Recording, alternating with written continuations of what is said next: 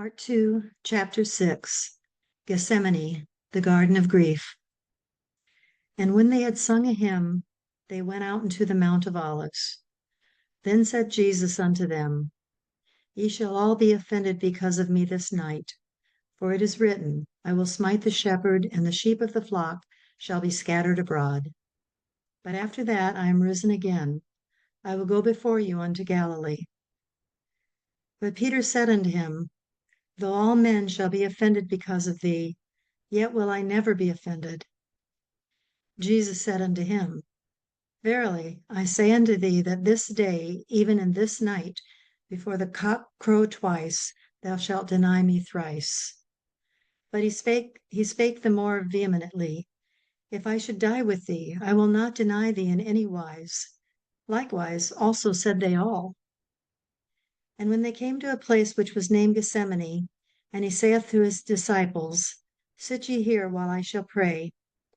And he taketh with him Peter and James and John, and began to be sore amazed, and to be very heavy, and saith unto them, My soul is exceedingly sorrowful unto death.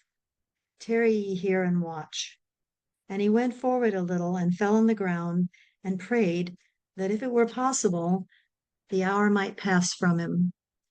And he said, Abba, Father, all things are possible unto thee.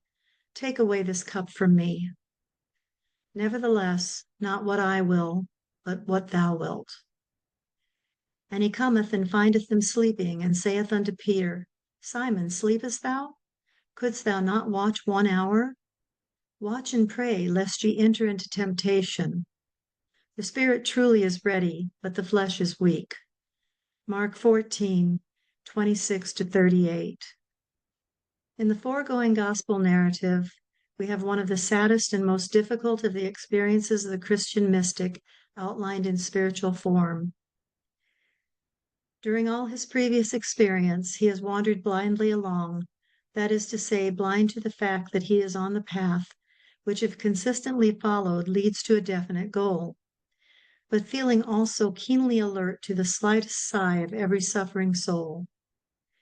He has concentrated all his efforts upon alleviating their pain physically, morally, or mentally. He has served them in any and every capacity. He has taught them the gospel of love. Thou shalt love thy neighbor as thyself. And he has been a living example to all in its practice. Therefore, he has drawn to himself a little band of friends whom he loves with the tenderest of affection. Them has he also taught and served unstintingly, even to the foot washing. But during this period of service, he has become so saturated with the sorrows of the world that he is indeed a man of sorrows and acquainted with grief that no one else can be.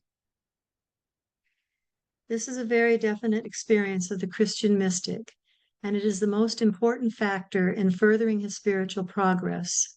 So long as we are bored when people come to us and tell us their troubles, so long as we run away from them and seek to escape hearing their tales of woe, we are far from the path. Even when we listen to them and have schooled ourselves not to show that we are bored, when we say with our lips only a few sympathetic words that fall flat on the sufferer's ear, we gain nothing in spiritual growth. It is absolutely essential to the Christian mystic that he becomes so attuned to the world's woe that he feels every pang as his own hurt and stores it up within his heart. When Parsifal stood in the temple of the Holy Grail and saw the suffering of Amphrodis, the stricken Grail king, he was mute with sympathy and compassion for a long time after the procession had passed out of the hall, and consequently could not answer the questions of Gurnmans. And it was that deep fellow feeling which prompted him to seek for the spear that should heal Amphrodis. It was the path of Amphrodis felt in the heart of Parsifal by sympathy which held him firmly balanced upon the path of virtue when temptation was strongest. It was that deep pain of compassion which urged him through many years to seek the suffering Grail king. And finally, when he had found Amphrodis, this deep, heartfelt fellow feeling enabled him to pour forth the healing balm. As it is shown in the soul myth of Parsifal, so it is in the actual life and experience of the Christian mystic. He must drink deeply of the cup of sorrow. He must drain it to the very dregs, so that by the cumulative pain which threatens to burst his heart, he may pour himself out unreservedly and unstintedly for the healing and helping of the world. Then Gethsemane, the garden of grief, is a familiar place to him, watered with tears for the sorrows and sufferings of humanity.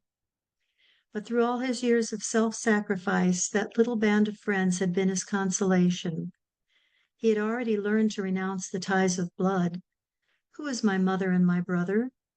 They that do the will of my Father. Though no true Christian neglects his social obligations or withholds love from his family, the spiritual ties are nevertheless the strongest, and through them comes the crowning grief.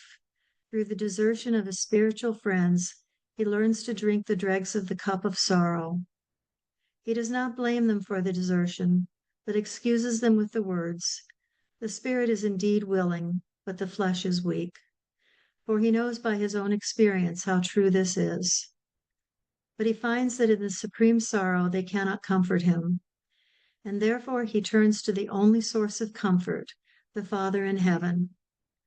He has arrived at the point where human endurance seems to have reached its limit, and he prays to be spared a greater ordeal.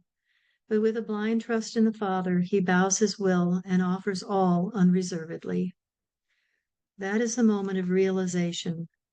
Having drunk the cup of sorrow to the dregs, being deserted by all, he experiences that temporary awful fear of being utterly alone, which is one of the most terrible, if not the most terrible experience that can come into the life of a human being. All the world seems dark about. He knows that in spite of all the good he has done or tried to do, the powers of darkness are seeking to slay him. He knows that the mob that a few days before had cried Hosanna will on the morrow be ready to shout, "Crucify, crucify." His relatives and now his last few friends have fled, and they were also even ready to deny. But when we are on the pinnacle of grief, we are nearest to the throne of grace. The agony and grief, the sorrow and the suffering born within the Christian mystic's breast are more priceless and precious than the wealth of the Indies. For when he has lost all human companionship, and when he has given himself over unreservedly to the Father, a transmutation takes place. The grief is turned to compassion, the only power in the world that can fortify a man about to mount the hill of Golgotha and give his life for humanity. Not a sacrifice of death, but a living sacrifice, lifting himself by lifting others.